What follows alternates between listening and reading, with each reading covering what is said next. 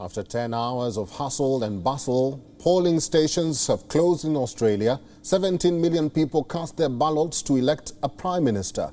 The battle boiled down to two candidates, incumbent Scott Morrison and Australian Labor Party leader Anthony Albanese. The final stretch of a tough six-week campaign, centre-left is narrowly ahead of the ruling Conservative coalition. But it is too early for them to celebrate, because this year, independence could lead to a hung parliament. They are focused on their climate policies and are garnering unprecedented support. The House of Representatives has 151 seats. 76 is needed to form the new government. All the seats are up for grabs, while the Senate has 76 seats, out of which only 40 seats will be contested for. The Liberal National Coalition is seeking a fourth straight term, so will Scott Morrison return back to power? Morrison's term was consumed by the COVID-19 pandemic, so naturally his campaign is built around that. He says he has pulled the country out of a crisis once and he can do it again. Australia's infections and death toll is not high, but to keep it that way, Morrison's response to the virus came at a steep cost. Inflation is at 5.1%, the highest level since 2001. To tackle this, Australia's central bank had to step in. They have raised interest rates for the first time since 2010. What impact will that have? More interest equals less money in hands. Morrison has tried to distance himself from this decision. In fact, in the final debate, he even said that if the people choose him, he will change. But the big question is, will he receive a second chance? Coming to the Labor Party, which is seeking a return to power after 9 years of being in the opposition, some believe that Anthony Albanese lacks experience to lead a country. After all, Australia is facing a multifold crisis: a pandemic, economy and climate. But he seems optimistic and the numbers are on his side, at least for now. It is also important to note here that voting is compulsory in Australia. And initial results will not be known immediately because the election body will need time to count about 3 million postal votes. Let's listen in to what the people of Australia are expecting from their future leader.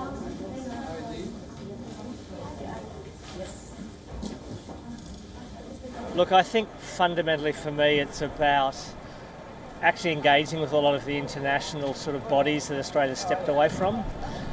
It's a bigger commitment to, for me, it's actually international relations. So whether that's an increase in our diplomatic and aid components, that's important for me. Corruption, definitely. Having a federal ICAC is certainly high on my list. And I think, to be honest, I think we need change. I think it's time to have a refresh of what's important and what's prioritised, climate being, to be honest, one of the very top things for me as well. I would hope that Australia would be able to introduce more climate policies, but I'm not quite sure if that's possible yet. So, but I mean, you know, I'm optimistic about it, so. Well, let's talk more about this crucial Australian elections, and joining us for that discussion is Kadira Pethiagoda, who is an international affairs expert and fellow at Australia-India Institute. Kadira is live in London. Welcome to the program, Kadira. Thanks for having me. Counting has begun. When are we likely to know the results of Australia's 2022 federal election, and what are your predictions? Well, generally, it's on the Saturday night that you find out who the winner is, and you'll see the concession speech by the opposition, by whoever the leader of the losing party is, and then you'll see the victory speech by the winner.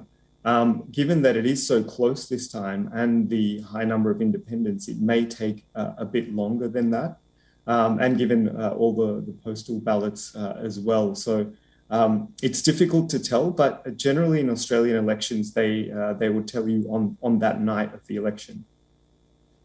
What about your predictions? In terms of my predictions, I guess the most likely outcome is a Labor win with a small majority. I think the polling was showing to about 53% to Labor, 47% to the Liberals. But I think that was the Roy Morgan poll. But generally in Australian elections, it gets closer on the polling day, and it also benefits coalition, which is the Liberal National Coalition. It benefits them on the election day. So it might be even closer than that. The other outcome, I think the second most likely outcome, is a Labor minority, which is backed up by the Greens and more left-leaning independents. And that would also show a very interesting outcome, because you've got some varying views on different issues by some of these independents. Kadira, let's talk more about this outcome. This is considered a close-run election. What will a Morrison victory mean for Australia? And if Albanese pulls a surprise and topples the current Prime Minister, what impact will his win mean for the future of Australian politics? Well, I think if Scott Morrison wins this time, it'll really be pulling a rabbit out of a hat, and I think it would be devastating for Labor, given that Labor has been in opposition for the vast majority of the last 30 years,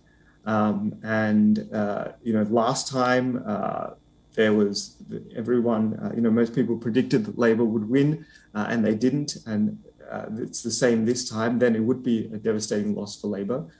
You'd see the coalition probably reconsidering some of its approaches to some key issues like economic policy and climate change if they did win, because I think Morrison has taken a beating in the media.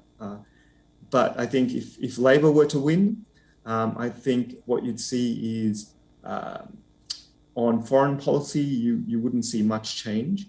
On climate policy, I think the change that you'd see would depend on how big their majority was, and also how dependent they were on the Greens for that majority, because for Labor, it's always been a balancing act when it comes to climate, about those regional communities and working class votes, balanced against the more inner city, affluent areas who want more action on climate change.